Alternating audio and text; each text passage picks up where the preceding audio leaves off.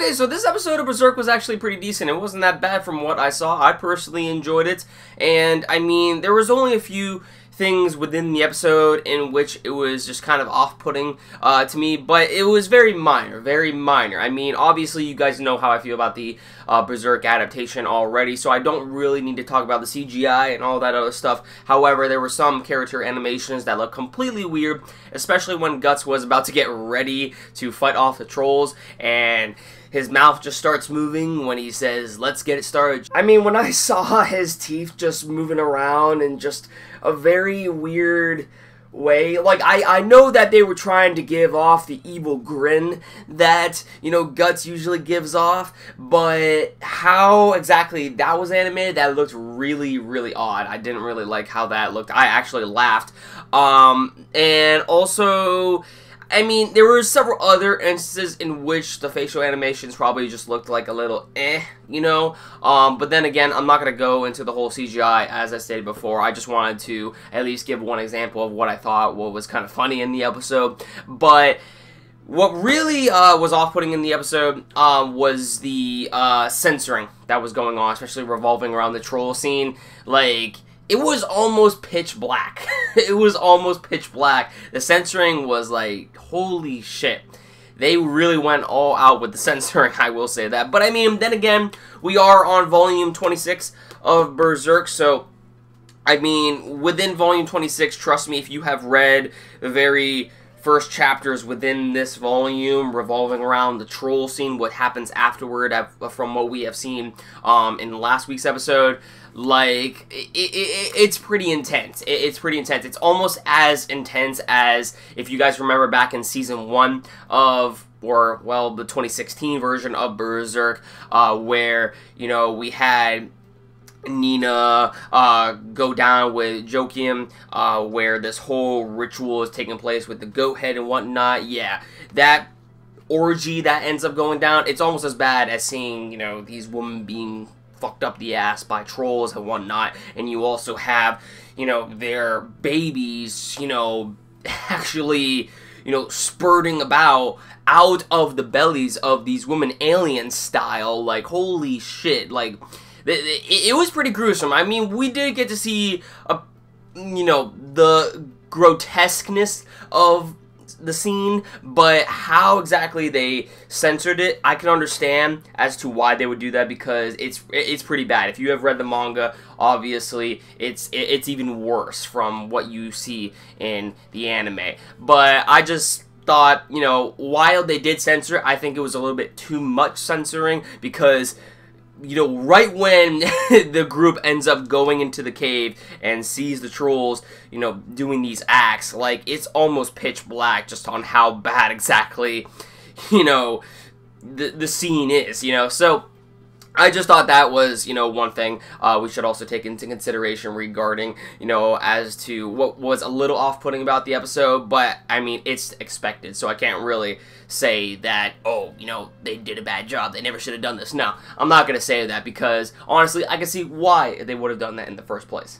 What I thought was very cool about this episode, however, is that we get to see the Skull Knight again, and the Skull Knight is always a badass, and in my personal opinion, when it comes down to the CG that is involved, you know, with these adaptations of Berserk, the 2016 version, and also in this version, the Skull Knight, to me, honestly looks like the best out of the group. Like, the way on how his 3D modeling is done just seems to fit, you know, a lot more as his armor is shining and everything. Like, to me, personally, I think they do a really good job when it comes to the CG revolving around the Skull Knight.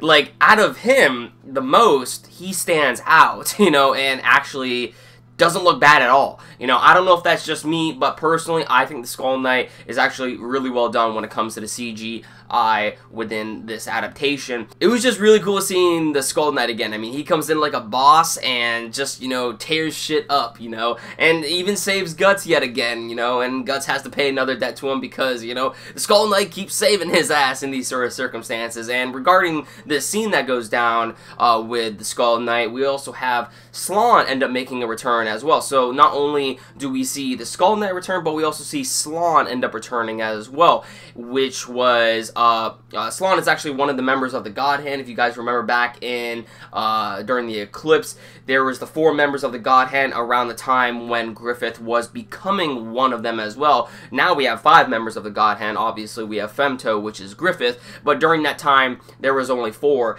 and the female was known as Slon.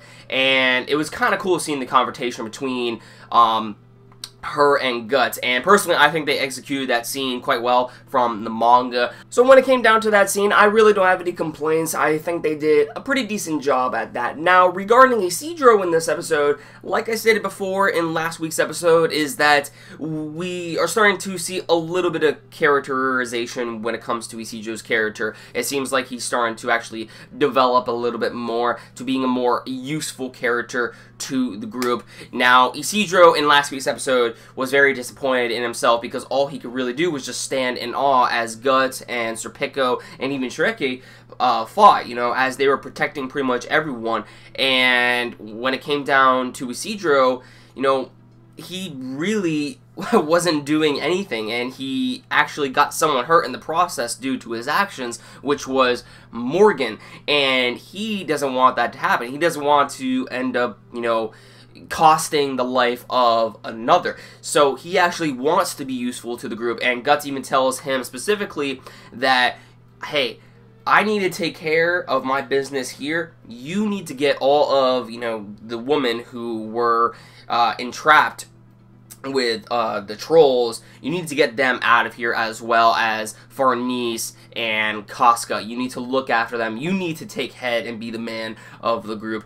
Now, even a kid can be as devastating as a man on the battlefield, as long as you keep your wits about you. And then that's where we see Isidro start to get really motivated, because as we know, Isidro does look up to Guts behind that, you know, cocky sort of, you know, smile and just personality that he has and whatnot. He actually really does look up to Guts a lot, and it's really cool kind of see how exactly he's, you know, progressing slowly as a character. I mean, we're not really going to see a lot from him when it comes to how useful he will be later down the line, but we do see the development start to actually take place.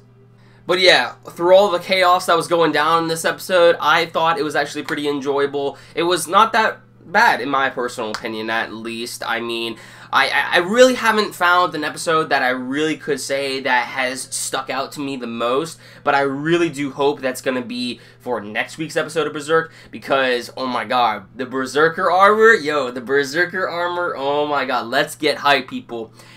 For anime onlys, just be prepared. I mean, I'm not going to try to get too hype. I'm not going to try to hype this up too much because of the fact, like, I don't really know how they will handle the Berserker armor. But if it is handled bad, I'm going to be a very pissed off man.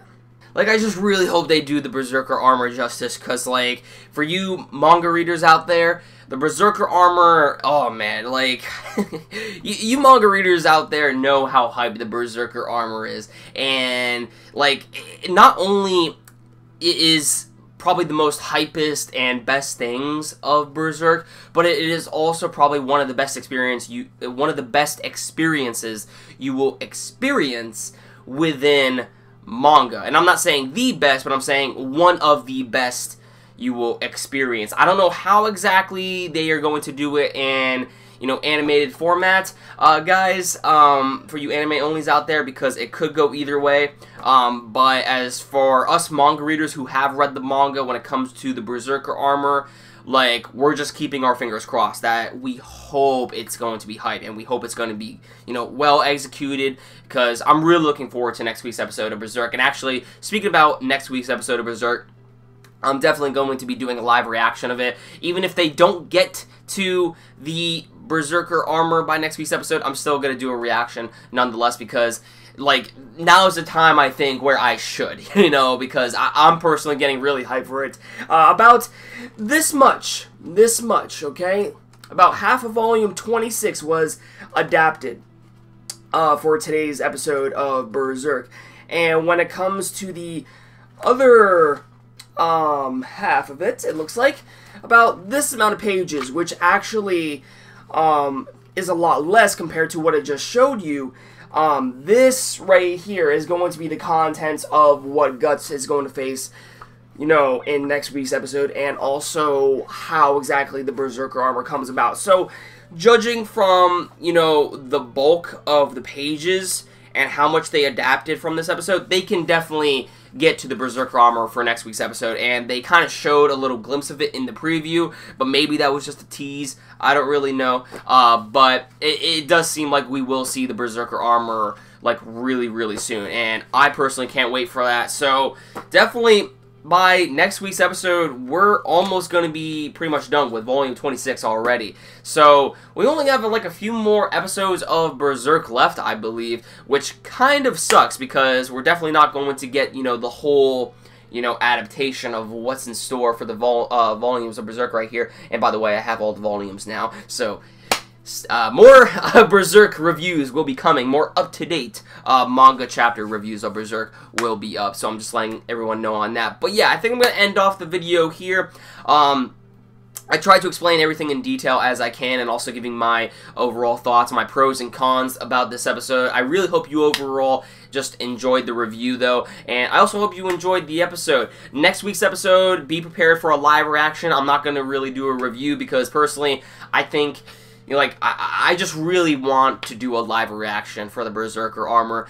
Even if they don't get to it, I'm still, like, just due to what's going to happen in the next episode, like, I have to do a reaction to that. That's going to be hype as fuck to me, at least. I hope that the, you know, animation quality doesn't really ruin the moment when it comes to those scenes, but I'm just hoping for the best, okay? I'm hoping for the best. Thank you all for watching this review. Be sure to leave your overall thoughts in the comments down below as to what you thought about this episode. Are you looking forward to my live reaction? Also, is there anything that I can do to make these reviews better in the future for you guys? Because I want to try to improve my very best as a manga reviewer. And if there is anything that you guys can give me as for like little tidbits as to, you know, how I can probably format these reviews to the best of my ability better, then definitely let me know, and I will try my very best. It's all about improving, right? Be sure to give this video a like if you enjoyed it, and if you want to stay updated to my future content on this channel, hit that red subscribe button down below, and you will never miss a video from me. That about does it for this video, guys. Thank you all for watching. I will catch you all in the next one.